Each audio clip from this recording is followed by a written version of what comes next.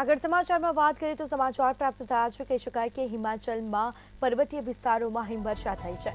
હિમાચલ પ્રદેશમાં પર્વતીય વિસ્તારોમાં હિમવર્ષા થઈ અને જેના કારણે જનજીવન અસ્તવ્યસ્ત થયું છે। અનેક વિસ્તારોમાં હિમવર્ષા સાથે વરસાદ વરસ્યો।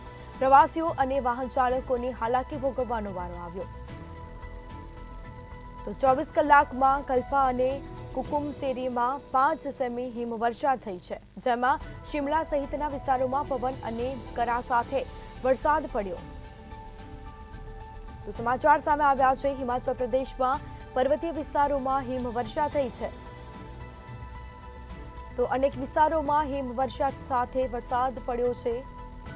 તો કહી શકાય કે પ્રવાસીઓ તેમજ વાહન ચાલકોને હાલાકી ભોગવવાનો વારો આવ્યો। તો 24 કલાકમાં કલ્પા અને કુકુમસેરીમાં 5 સેમી હિમવર્ષા થઈ છે।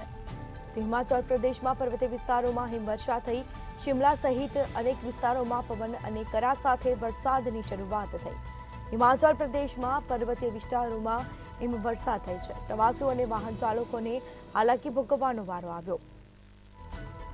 તો અનેક વિસ્તારોમાં હિમવર્ષા સાથે વરસાદની શરૂઆત થઈ।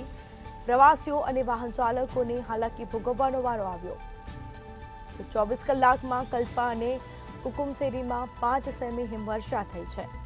શિમલા સહિતના વિસ્તારોમાં પવન અને કરા સાથે વરસાદ પડ્યો।